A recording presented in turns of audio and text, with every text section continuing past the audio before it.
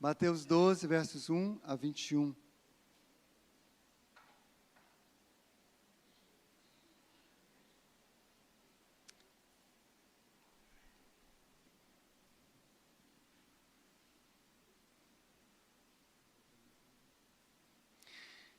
Leiamos a palavra do Senhor. Por aquele tempo, em dia de sábado, passou Jesus pelas searas.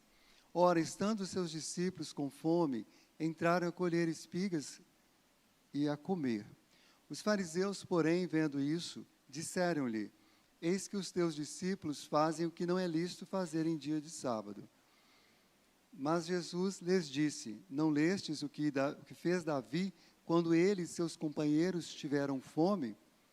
Como entrou na casa de Deus e comeram os pães da proposição, os quais não lhes era lícito comer, nem a ele, nem os que com ele estavam, mas exclusivamente aos sacerdotes? Ou não lestes na lei que, aos sábados, os sacerdotes do templo violam o sábado e ficam sem culpa? Pois eu vos digo, aqui está quem é maior que o templo. Mas se vós soubesseis o que significa misericórdia quero e não holocaustos, não teríeis condenado inocentes, porque o Filho do Homem é Senhor do sábado.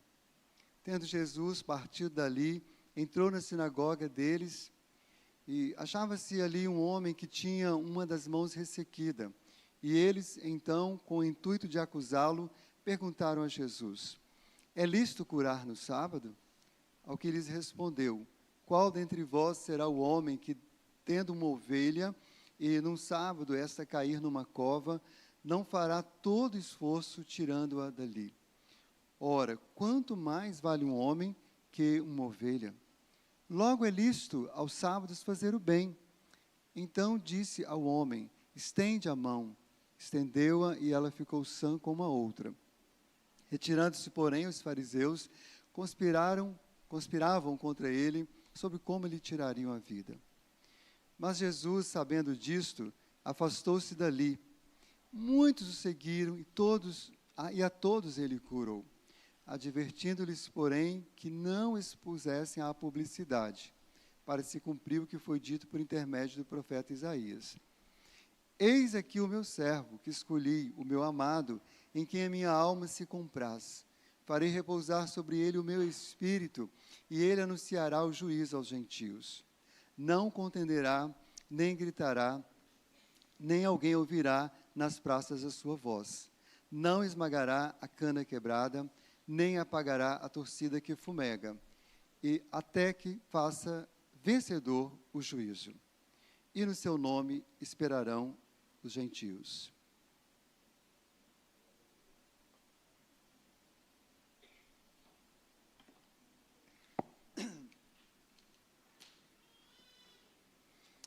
Meus irmãos, o tema geral, baseado no Evangelho de Mateus, que temos pregado durante todo o início deste ano, é o Rei chegou, como tem sido colocado muitas vezes aí no monitor. E qualquer leitor atento do livro de Mateus verificará que, de fato, Mateus apresenta Jesus como Rei. Desde o início, Mateus começa falando sobre a revelação do Rei, o nascimento do Rei, as credenciais do Rei, os princípios desse Rei. Mateus mostra o poder do Rei, Jesus, os embaixadores do Rei. E no capítulo 11 e 12, que agora lemos parte do 12, vai também mostrar os conflitos do Rei. A maior parte dos ouvintes de Jesus jamais acataram, aceitaram suas palavras, seus ensinamentos e sua mensagem. No capítulo 11, nós vimos que o próprio João Batista, mensageiro de Jesus, foi rejeitado e acabou sendo decapitado por pregar a verdade. No capítulo 12, que agora estamos tratando, e vamos tratar aí durante o mês de abril, o conflito aumentou porque há uma rebelião clara contra os princípios do Rei Jesus.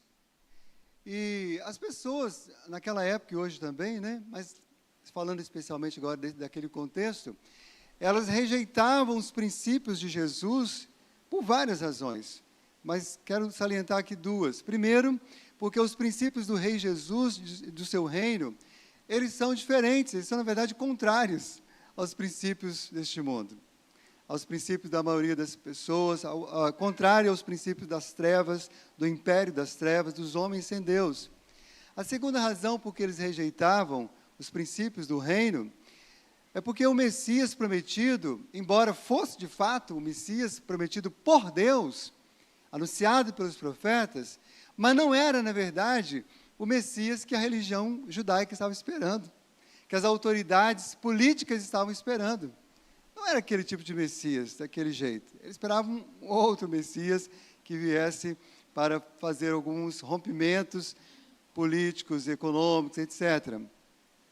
Mas, a despeito dos fariseus discordarem dos princípios do Mestre, Jesus sustentou tudo o que ele falou. Seus princípios, seus ensinamentos e a verdade. Até porque o Senhor Jesus, como rei, né, ele não estava colocando seus ensinamentos para negociação. Ele estava simplesmente os anunciando, os compartilhando. Mas, irmãos, muito, muito além de ensinar princípios, o Senhor Jesus revela a si mesmo. Ele revela quem ele era. Ele revelava à medida que ele ia ensinando, fazendo a sua obra. E nessas histórias aqui do capítulo 12, como veremos, vários dos seus atributos são revelados. Nós vemos aqui a sabedoria de Jesus, nós vemos a bondade, a misericórdia, a soberania, vemos o poder, vemos o senhorio. Mas para muitas pessoas, dois desses atributos que são revelados de Cristo são irreconciliáveis, são quase que antagônicos, contraditórios. Eu já pessoalmente ouvi, até mesmo de pessoas dentro de igreja, mas principalmente fora dela, perguntas ou afirmações ou questionamentos do tipo: por acaso existe algum senhor que seja realmente bom? É possível o senhorio e a bondade andarem juntos? E, de fato, meus irmãos, quando a gente olha para muitos dos senhores que a gente conhece neste mundo, nós dificilmente veremos neles bondade e senhoria ao mesmo tempo. Essa é uma realidade dolorosa que nós lidamos neste mundo. Mas quando olhamos para o Senhor Jesus, veremos esses atributos juntos. Veremos tanto o seu senhorio, a sua soberania, quanto a sua bondade. Na verdade, o Senhor Jesus é a própria bondade encarnada. É o próprio amor encarnado e revelado. E a Bíblia toda garante que Deus é um Deus Senhor, é um Deus bom.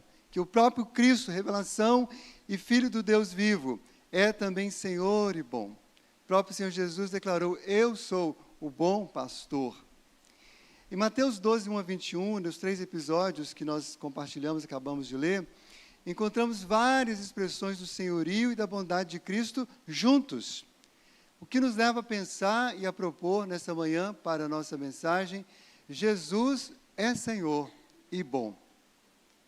Vamos falar juntos? Jesus é Senhor e bom. Em primeiro lugar, porque Jesus garante o pleno descanso.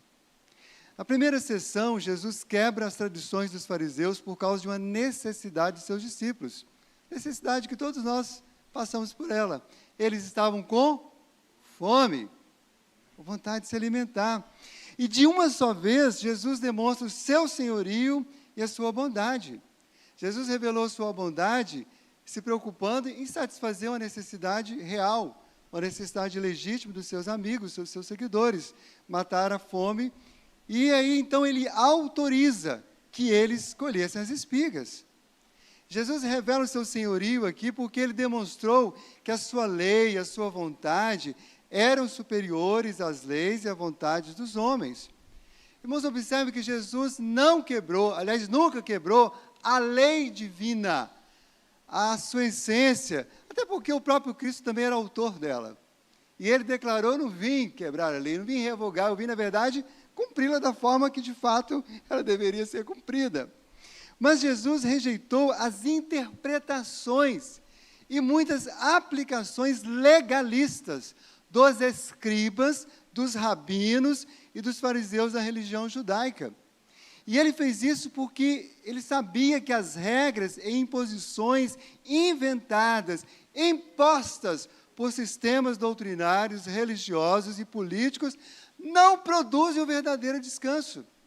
Irmãos, não há descanso em regras legalistas, não há descanso em nada que seja imposto pelos homens, mas há pleno descanso em Jesus, na sua palavra, naquilo que realmente é a verdade. O Senhor, Ele é poderoso e Ele é bondoso. Se a própria lei, que era um sinal da aliança do povo de Deus, e era de fato, Cristo é a própria aliança entre nós e o Senhor.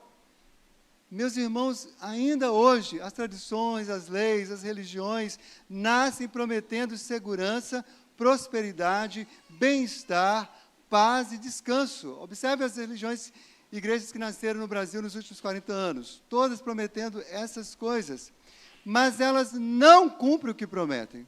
Se fossem fiscalizadas por PROCON, iam ser todas processadas. Somente o Senhor Jesus garante descanso, porque Jesus está acima das religiões. Jesus está acima das leis, das tradições, dos costumes. E aqui Jesus apresenta pelo menos 3 argumentos que provam o erro dos fariseus e, ao mesmo tempo, mostram o seu senhorio, a sua bondade e o seu descanso. Primeiro, Jesus aponta para Davi, para o rei, a história que nós acabamos de ler, o qual não tinha o direito, mas ele entrou no templo, comeu o pão, e Jesus então estava dizendo o seguinte: olha, muito mais eu, sendo eu descendente de Davi, o filho de Davi, a quem Davi profeticamente chamou de Senhor, sendo eu o rei eterno, eu posso entrar no templo, eu posso mandar colher as espigas, eu posso fazer isso em qualquer dia, inclusive no sábado.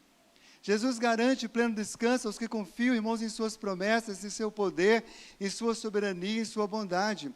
Apóstolo Paulo, por exemplo, ele experimentou o cuidado, provisão do próprio Deus e declarou aos filipenses: o meu Deus, segundo a sua riqueza em glória, há de suprir em Cristo Jesus cada uma das nossas necessidades. Não precisamos nos cansar de uma forma exaustiva e destruidora para a provisão, porque o Senhor, Ele, na verdade, que nos supre por vários meios.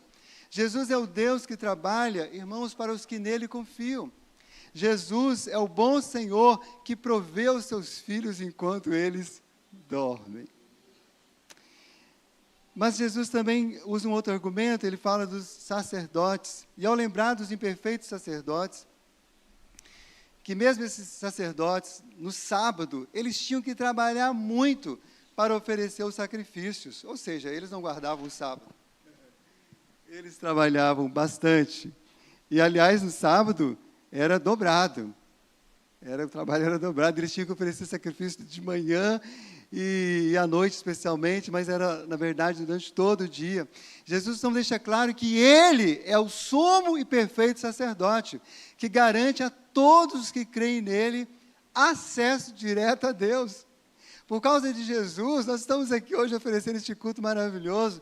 Podemos entrar com ousadia, tranquilidade no Santo dos Santos. Não somente nesse salão aqui de culto, mas no Santo dos Santos, no trono da graça de Deus. E o melhor, sem sacrifícios cansativos, sem estresse, sem fingimento, sem medo, pois sempre encontraremos em Cristo socorro em ocasião oportuna. Irmãos, se o templo era o sinal da presença de Deus entre eles, e de fato era naquela época, Jesus era a própria presença divina encarnada. Por isso ele era maior que o templo, como ele mesmo afirma aqui. Se o templo era um lugar de adoração, Jesus Cristo era e é o próprio objeto da adoração, é Ele que nós adoramos. Nós não vemos aqui para a casa de Deus adorar nada aqui, ou a música, ou o lugar, nós adoramos ao Senhor. Mas Jesus também cita aqui o profeta Oséias. E ele reivindica para si a autoridade profética para anunciar a vontade e a mensagem redentora e descansadora de Deus. É maravilhoso, irmãos, porque Jesus aqui ele assume os 3 ofícios do profeta, sacerdote e rei. Ele não só declara sua autoridade como profeta, como sacerdote e rei, mas ele faz algo tremendo, que é revelado nas Escrituras. Ele reparte esses ofícios conosco. e faz com que todos nós também sejamos profetas e reinemos com Ele e possamos interceder e usufruir de todos os benefícios deste ofício. E isso não é para o reverendo, isso é para todo aquele que crê. E para todas as pessoas, em qualquer lugar do mundo. Mas a frase mais importante desse texto, que une o senhorio, a bondade e o descanso de Cristo, é: porque o Filho do homem é Senhor do sábado. A palavra sábado no hebraico, Shabat, quer dizer literalmente descanso. Então Jesus estava dizendo: eu sou o Senhor do descanso. Eu sou o Senhor do descanso. Irmãos, você pode tirar férias, pode ter o seu dia, pode fazer um monte de coisa, mas se o Senhor não fizer parte dele, não haverá descanso. Você pode deitar no colchão mais caro, mas se o Senhor não fizer parte dele, não há descanso. Na verdade, Jesus é o próprio descanso, um descanso não somente nessa vida, mas um descanso para toda a eternidade. Mas em segundo lugar, irmãos, Jesus é Senhor e bom, porque Ele garante profundo cuidado. Então, nós primeiro aprendemos que Jesus é Senhor e bom, porque Ele garante pleno descanso. Mas em segundo lugar, Jesus garante profundo cuidado. No segundo episódio, na cura de um homem na sinagoga, em uma ação poderosa e milagrosa, Jesus prova simultaneamente que Ele é Senhor e que Ele é bom. Irmãos, imagine, é até difícil imaginar isso, mas imagine um Senhor com todo o poder que Jesus tinha e tem, mas sem a bondade de Cristo. Certamente causaria muitos males. Talvez seja por isso que algumas pessoas oram, e eu sei que parece brincadeira, mas eu já ouvi pessoas orarem assim: Senhor, me dê paciência e amor, não me dê forças e poder, senão vou acabar com alguém. E de fato, essa tem sido a oração de algumas pessoas. Espero que não seja a sua, né? Espero que você esteja tranquilo aí, calmo. Mas Jesus, diferente dos pecadores, sempre usou e usa seu poder para demonstrar o quanto ama as pessoas, o quanto valoriza e cuida de todas as pessoas e, em especial, do seu povo. Nesse caso, Jesus demonstrou que Ele é o Senhor sobre a vida, sobre as enfermidades, né? Ele curou, sobre a saúde, sobre todas as circunstâncias. Ele tinha poder para curar aquela enfermidade. O homem tinha um braço, uma mão normal e a outra era ressequida. E Ele o curou. Ele quis curar aquele homem e Ele o curou. Ele, sim, né, para Ele querer é poder. Que tremendo e maravilhoso, meus irmãos. Jesus continua o mesmo ontem, hoje, será para sempre. Por mais difícil que seja, então, querido, a sua situação particular, quem sabe as lutas da sua família, quem sabe os problemas do seu trabalho, ou a gente olha para o nosso país, vê tantas dificuldades, tantas coisas que nos entristecem e que nos aborrecem, mas lembre-se, Jesus é poderoso, Ele continua no trono. E Ele é bondoso. Não há impossível em todas as suas promessas. Conforme Ele mesmo ensinou, se Deus cuida das flores, do campo, por que não cuidaria de nós? Nessa história, Jesus intencionalmente quebra as tradições judaicas. E Jesus faz isso não somente para demonstrar seu poder, né, no caso aqui, curando um homem no sábado, né, mas também para confrontar os fariseus. Mas, acima de tudo, irmãos, Jesus faz isso para demonstrar o valor da vida humana. É interessante que os fariseus até consentiam que alguém pudesse ser socorrido no sábado. Mas para alguém ser socorrido no sábado por um fariseu, a pessoa tinha que estar assim, realmente assim. Era um caso de vida ou morte. Mas a pessoa poderia estar sofrendo muito, muito, muito, muito. Mas se fosse verificado que não era um caso de vida ou morte, você continua sofrendo, amanhã a gente conversa. Né? Diferentemente do nosso querido pastor Joás, Sandrinha amanheceu sofrendo, já foi cuidar dela e levá-la para o pronto-socorro, que é assim que devemos fazer, de fato, com as pessoas, socorrê-las tanto quanto rápido for possível. Então, eles até admitiam isso daí. Na cabeça deles, o homem da mão ressequida não tinha urgência, por isso ele poderia esperar. Mas para Jesus, irmãos, todo sofrimento é urgente. Irmãos, não que Jesus não que Jesus não permita que as pessoas passem por sofrimento. A gente sabe que, nesse exato momento, milhões de pessoas estão sofrendo. Mas Ele sempre será rápido em socorrer as pessoas que clamam por Ele. Seja livrando do sofrimento, seja estando com Ele no sofrimento, seja aliviando, confortando, sustentando. E como alguém já disse, muitas vezes Jesus livra os seus filhos da morte. Mas muitas vezes Jesus livra, especialmente seus filhos, por meio da morte. Por isso, você não deveria ter nenhuma crise quando orar por pessoas enfermas, principalmente em estados de profundo sofrimento. Eu sei que eu ouço isso no gabinete pastoral com frequência. Fulano, eu estou lidando com fulano, está sofrendo muito, e eu cheguei a orar para Deus levar, mas depois eu fiquei com tanta tristeza, com tanta consciência pesada. E eu sempre costumo dizer, irmãos, olha, tem uma oração que ela nunca erra. É aquela que fala assim, seja feita a tua vontade. Quando você não souber o que pedir, você, eu faço a tua vontade. Ele sabe o que é melhor nessas e em todas as demais situações. Mas, irmãos, quem tem fome, quem foi traído, quem está em sofrimento, quem foi rejeitado, perseguido, agredido, estuprado, abandonado, violentado, tem pressa. Não dá para ficar esperando. Muitas vezes a justiça humana.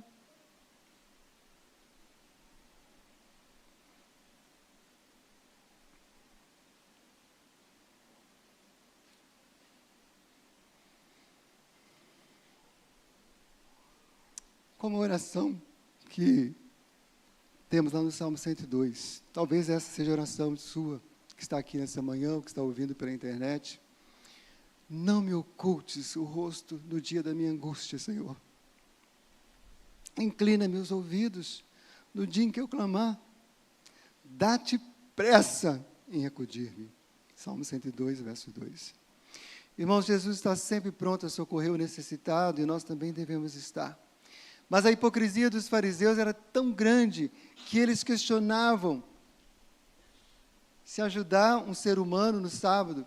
Questionavam isso, na verdade não deveria ajudar. Mas eles, ao mesmo tempo que eles deixavam de socorrer um ser humano, eles tinham rapidez para socorrer os animais deles no sábado. Que é o caso aqui que Jesus cita da ovelha. Se soubesse quando desgarrou, e que tinha caído no precipício, ou que estava socorrendo com perigo, não esqueciam e logo iam buscar, porque era um prejuízo financeiro para eles.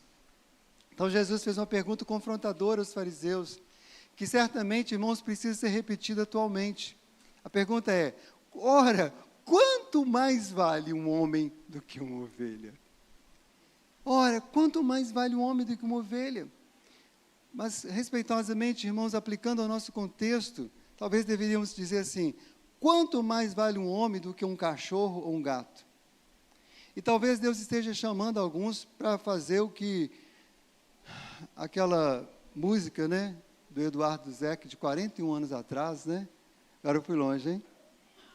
Eduardo Zeck está com 67. Que dizia assim, troque seu cachorro por uma criança pobre. Olha, se você nunca ouviu o Rock da Cachorra, você deveria ouvir. E naquela época era uma crítica, né, que fazia as madames, né, com seus cães extremamente mimados, elas gastavam horrores, né? Mas a grande verdade é que hoje isso não está mais no privilégio das madames, né? Mas, irmãos, por favor, não se sintam mal, não quero trazer nenhum mal-estar carnal. Mas, aliás, eu quero deixar bem claro, não é pecado ter um animal doméstico. E, aliás, falando aqui desse texto, voltando só um pouquinho atrás no descanso, quando Deus deu o mandamento do descanso, vai lá e olha em Êxodo, em Levítico, Número, estava incluído o descanso dos animais. Sim, irmãos, nosso Deus, Ele é zeloso com toda a sua criação. Se você tem um animal, você deve sim cuidar dele da melhor maneira que você puder. E não é ter pecado você ter os animais, não estou dizendo isso. O que nós estamos falando é quando qualquer pessoa individualmente, ou a sociedade, ou as leis, faz uma inversão de valores. Isso é um problema. Se isso acontecer comigo, com você, precisamos rever Porque onde houver uma inversão de valores, e aqui não estou falando só de animais, né? Onde animais, rituais, costumes, regras e um monte de outras coisas são mais importantes do que a vida humana, esteja certo que ali está havendo pecado, seja dentro da igreja, seja fora. Aliás, irmãos, esse é um dos pecados mais cometidos pelas religiões. Irmãos, ser humano só não é mais importante do que Deus. É claro, irmãos, eu sou presbiteriano, creio na depravação total do homem, entendo claramente que moral e espiritualmente, todo ser humano é indigno diante de Deus. E não há salvação fora da misericórdia e da graça de Deus. Mas o pior ser humano que você ache que seja, ou que você conheça, ou veja, ele ainda tem algum valor porque foi criado à imagem e semelhança de Deus. Por causa do pecado, essa imagem está totalmente corrompida e deformada, mas essa imagem ainda está lá de alguma forma. Então, Jesus é o Senhor e bom, Ele deu a sua vida por nós todos, quando nós todos ainda éramos pecadores. E quando esse pecador vem a Cristo com fé, humildade, arrependimento, esse pecador não somente é salvo, mas ele começa a ser transformado para ser semelhante a Cristo. Ele é alcançado pela misericórdia de Deus, como todos nós fomos. E maravilhoso é que o bom Senhor, Jesus, Ele enviou o Santo Espírito, Consolador, para estar sempre dentro de nós e ao nosso redor, cuidando da gente. Trazendo um cuidado que ninguém vai trazer. Sabe aquelas coisas que você nunca contou para ninguém? Sabe aquela dor que você nunca conseguiu expressar para ninguém? O Espírito Santo conhece e pode confortar você. Ninguém cuidará de você melhor do que o Senhor. 24 horas por dia, 7 dias por semana, todos os dias da sua vida até o dia da sua partida. É por isso também que um cristão possa passar por sofrimento, sim, mas ele é a pessoa que consegue passar por sofrimento com muito mais paz e tranquilidade, por causa desse cuidado, desse conforto, desse encorajamento da presença do Senhor em sua vida. Mas em terceiro e último lugar, eu quero considerar com os irmãos que Jesus é Senhor e bom porque Ele garante infinita misericórdia. Então nós aprendemos que Jesus é Senhor e bom porque Ele garante pleno descanso. Jesus é Senhor e bom porque Ele garante para mim e para você, qual o segundo? Profundo cuidado. E terceiro, Ele é Senhor e bom porque garante infinita misericórdia.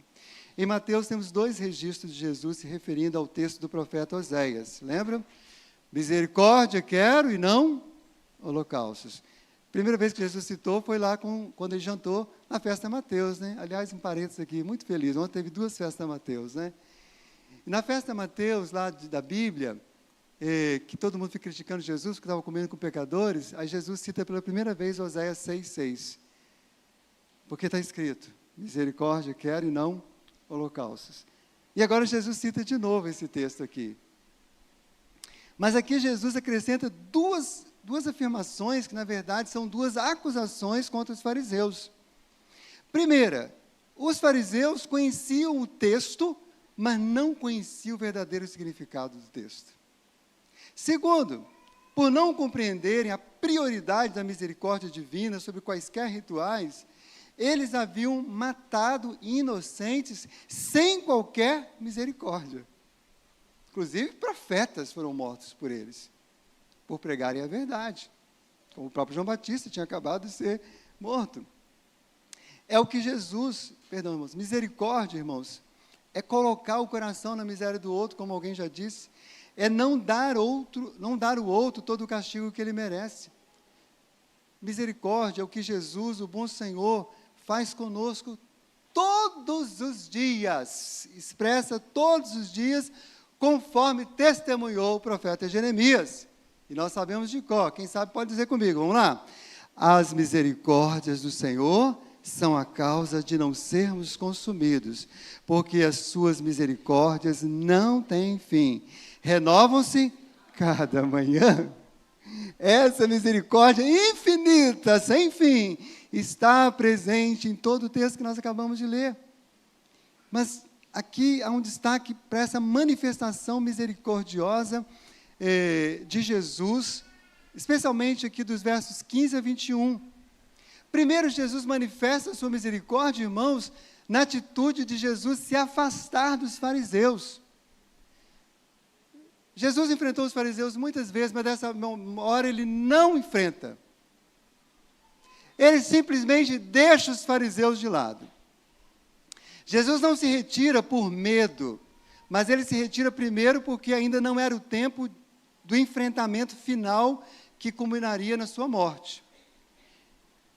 Também era um tempo de Jesus ensinar, treinar e preparar os seus discípulos. Jesus deixou claro que ele era o Senhor do tempo. Quando chegasse o tempo do Calvário, ele se entregaria espontaneamente. Mas preste atenção, irmãos, Jesus, na verdade, se retirou e se afastou dos fariseus por misericórdia deles. Pois os fariseus que tanto afrontaram Jesus eram exemplo das canas quebradas e da torcida que fumega que ele cita aqui no texto de Isaías. Se Jesus quisesse, ele poderia calar os fariseus de tantas formas, com sua sabedoria, com seus argumentos, com mais milagres, ou simplesmente mandaria um fogo do céu e consumiria todos eles, com um sopro de sua boca os derrubaria. Mas Jesus não faz nada disso, Jesus simplesmente se afasta e deixa-os. Irmãos, há situações e pessoas que às vezes é um ato de misericórdia se afastar deles por algum tempo. Segundo, a misericórdia do bom Senhor Jesus se manifestou na continuidade do ministério de cura. Irmãos, a palavra diz que todas as pessoas que resolveram seguir a Jesus foram curadas. É por isso que depois que quando Cristo vai para o céu, que a igreja fica, não somente os apóstolos, mas muitos cristãos foram mártires, deram suas vidas, eles tinham sido alcançados pela misericórdia de Jesus. Não era balela, não era invenção, era a verdade. Eu conhecia a misericórdia do meu Senhor, e por Ele, pelo nome dEle, para que outros conheçam, eu vou pregar, se for preciso enfrentar a morte, e de fato enfrentaram. Todos nós sabemos disso. Quando a gente é abençoado e é grato para a vida de alguém, a gente está disposto também a nos entregar.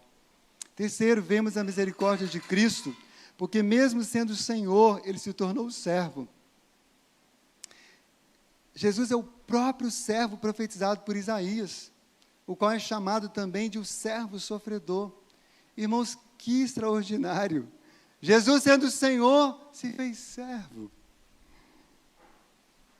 Rei Jesus não é um arrogante déspota, mas um humilde servo. Mais uma vez, a bondade de Jesus é exalada em sua humildade, doçura, em sua dependência do Espírito Santo.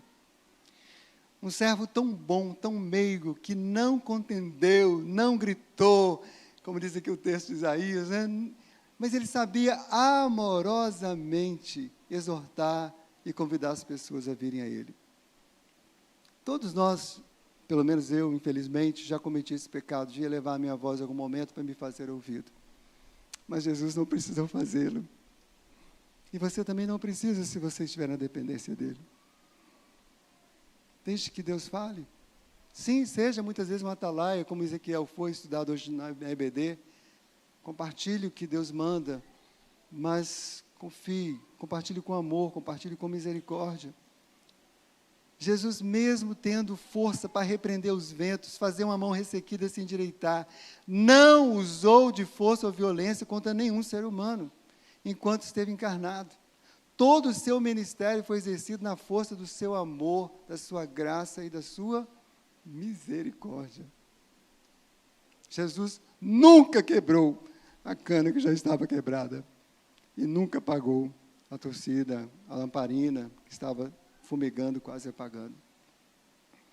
Mas, em quarto lugar, Jesus revelou sua misericórdia infinita em relação aos gentios, diz aqui, a todos os povos, as nações da terra, quando ele anunciou juízo e esperança para eles.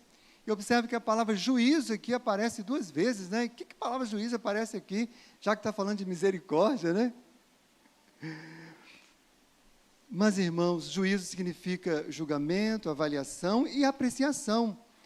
Percebe que juízo não quer dizer necessariamente condenação, nem punição, mas quer dizer que você vai sentar e avaliar, você vai considerar, você vai tratar aquilo com sabedoria e com cuidado, para, se necessário for, fazer um julgamento adequado, que é o que os bons advogados fazem, né, casal de advogados? Vamos considerar, vamos avaliar, vamos fazer um juízo adequado disso, né? Mas os juízos do bom Senhor Jesus não são temerários, parciais, egoístas, injustos e carnais, como muitos julgamentos humanos. Conforme o salmista declarou no Salmo 119, 137, justo é, Senhor, e retos os teus juízos. Juízos cheios de verdade, de justiça, graça e misericórdia. Esse é o juízo que os povos esperam, que as pessoas esperam, que a sua família espera. Essa aqui é aquela parte que não está escrito que eu vou falar, né? Mas eu lembrei, eu vou falar.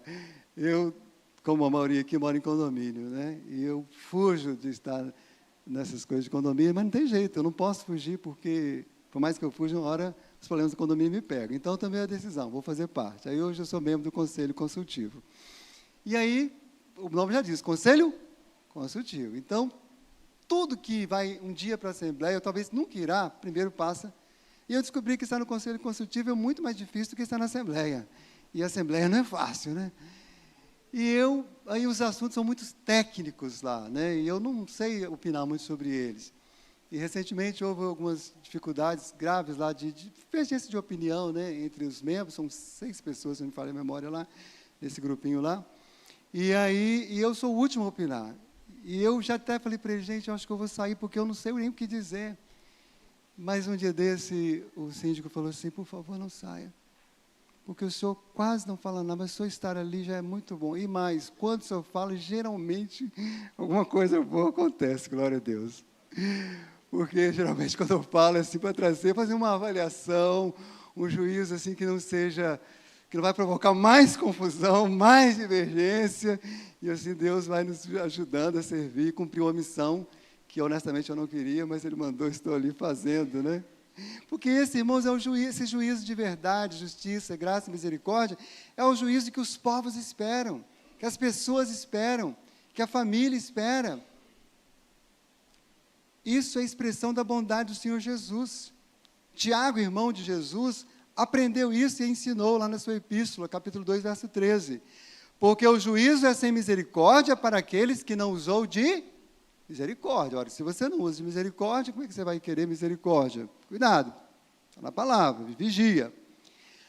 Mas ele termina esse texto dizendo o seguinte, a misericórdia triunfa sobre o juízo. Que coisa maravilhosa. Quando você pode fazer todas as considerações, mas no final... a misericórdia triunfa num casamento, numa relação comercial, dentro da igreja, e você não precisa se tornar inimigo, não precisa matar o outro, não precisa nem processar o outro. Não porque o outro mereça, ou você, ou qualquer coisa, mas porque a misericórdia resolveu triunfar sobre o juízo. Meus irmãos, imitemos a Jesus. Lembremos de suas palavras, bem-aventurados misericordiosos, porque eles alcançarão misericórdia. Jesus Cristo é o Senhor e é bom, porque garante pleno descanso, garante zeloso cuidado, profundo cuidado e garante infinita misericórdia. Quero concluir lembrando, irmãos, que Jesus é o Rei dos Reis e o Senhor dos Senhores. Um dia toda língua confessará que Jesus é Senhor, para a glória de Deus Pai. Um dia Jesus voltará para julgar todos os povos, todas as pessoas com justiça e equidade. Mas hoje esse Jesus que é Senhor e bom, Ele oferece a você o seu descanso. seu cuidado e a sua misericórdia. E se você crê nele, se você for até ele, ele não rejeitará. Ele o abraçará e ele garantirá exatamente descanso, cuidado e misericórdia. Então ouça o seu convite, vinde a mim todos, estáis cansados, sobrecarregados, e eu vos aliviarei, e achareis descanso para vossas almas. Acheguemo-nos, portanto, confiadamente junto ao trono da graça, a fim de que recebamos misericórdia e achemos graça para o socorro em ocasião oportuna. Que Deus nos abençoe. Amém?